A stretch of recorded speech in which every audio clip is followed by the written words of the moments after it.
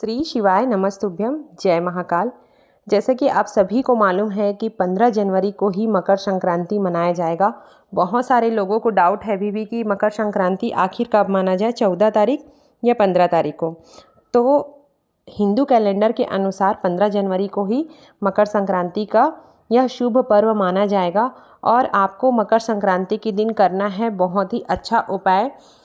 आपको केवल एक ही दान देना है, जिससे आपके जीवन की सभी प्रॉब्लम्स ख़त्म हो जाएंगी और माता लक्ष्मी की कृपा हमेशा बनी रहेगी।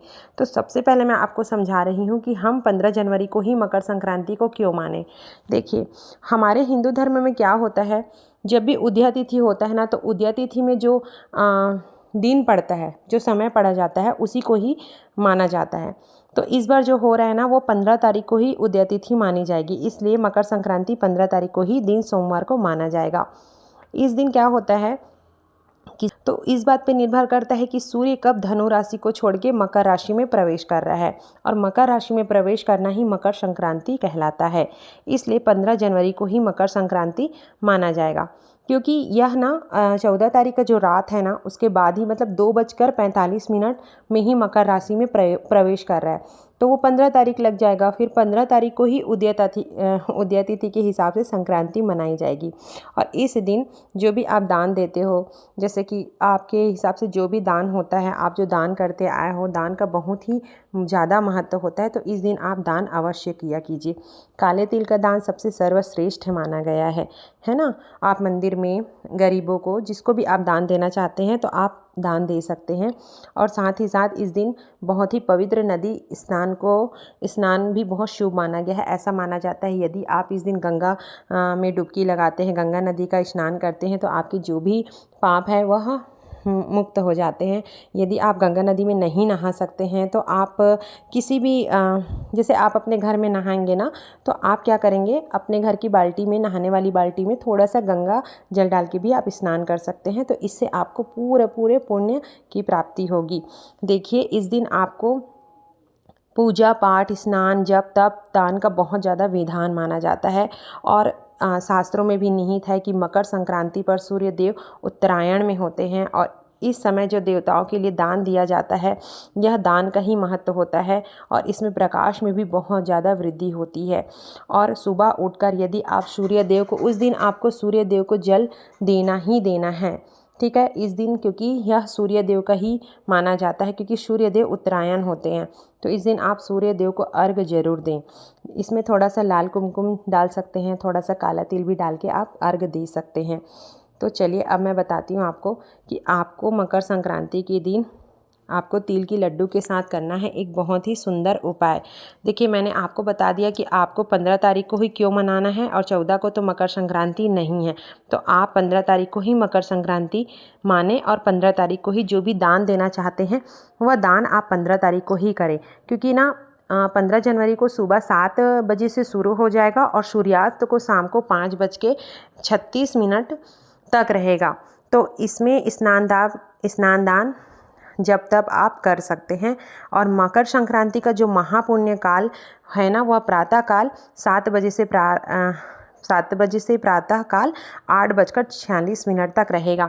मतलब महापुण्य काल क्या होता है, जिसमें सर्वश्रेष्ठ समय होता है, जिसमें आप अच्छे से स्नान दान जब तब कर सकते हैं। तो आप इस दिन करने के लिए बिल्कुल भी नहीं भूलिएगा। और साथ ही साथ आपको सूर्य देव को अर्घ जरूर देना है। सूर्य नारायण को ओम श्री सूर्याय नमः ऐसे करके आप जो भी हो, भगवान जो भी सूर्य नारायण का जो मंत्र होता है, उसको आपको ज़रूर करना है। आप अपने घर के बच्चे से लेकर बुजुर्ग तक को कहिएगा कि आप इस दिन सूर्य नारायण को जल अवश्य दें, क्योंकि यह हमारे जीवन के बहुत सारे दुख को दूर करते हैं। और एक चीज़ और बताना चाहती हूँ कि संक्रांति के दिन ना तिल और खिचड़ी का दान बहुत ही शुभ माना जाता है। इस दिन खिचड़ी का भी दान बहुत ज़्यादा शुभ माना जाता है। आप चाहें तो भगवान को खिचड़ी का भोग अवश्य लगाएं।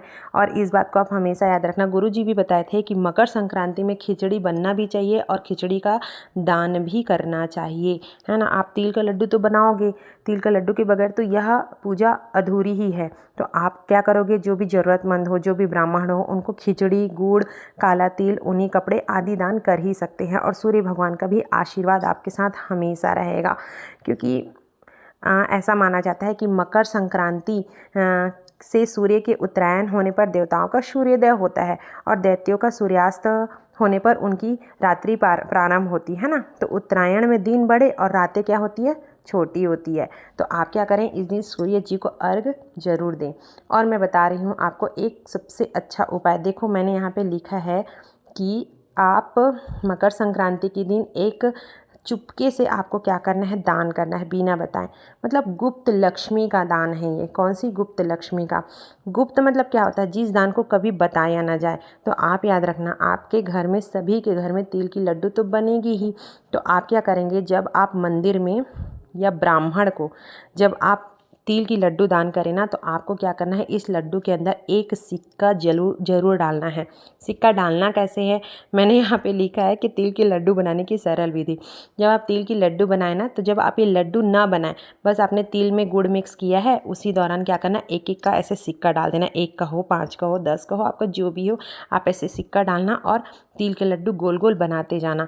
देखो ऐसा दान करने से क्या होता है, माता लक्ष्मी की विशेष कृपा होती है और लक्ष्मी आपसे प्रसन्न होकर आपके घर में स्थायी रूप से वास करती है। तो आप क्या करना, भले ही आपके घर में लड्डू बन चुका हो, लेकिन 8-10 लड्डू जो स्पेशली आप मंदिर के लिए दे रहे हो, आप दान के लिए दे रहे हो, तो आप क्या करना, तिल के लड्डू के अंदर एक सिक्का अवश्य डालें और उसे गुप्त दान के रूप में जरूर दान करें। इससे आप आने वाला वर्ष में देख लीजिएगा कि इससे क्या प्रभाव पड़ता है। तो इस दिन आप यह उपाय करने के लिए बिल्कुल भी मत भूलना और प्लीज़ ज़्यादा से ज़्यादा लोगों तक इस वीडियो को शेयर ज़रूर करें, ताकि आपकी वजह से उनका भी भला हो सके कि लड्डू में एक का सिक्का डालकर ही आपको दान करना है। गुप्त लक्ष्मी की प्राप्ति के लिए आपको इसे दान करना है। इस दिन आप क्या करेंगे, शिव जी के मंदिर में जाना, 1 लोटा जल लेके, है ना, और क्या करेंगे, तिल के जल से शिव जी का स्नान अभिषेक जरूर कराना।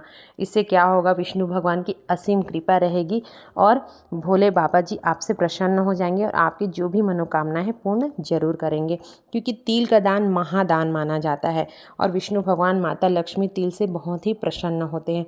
इस दिन आप जितना दान कर सकते हैं आप दान जरूर कीजिएगा। दान का अलग ही महत्व है मकर संक्रांति में। तो चलिए ठीक है, मैं ऐसे ही छोटे छोटे वीडियो लेकर और आऊँगी। श्री शिवाय नमस्तुभ्यम। जय महाकाल।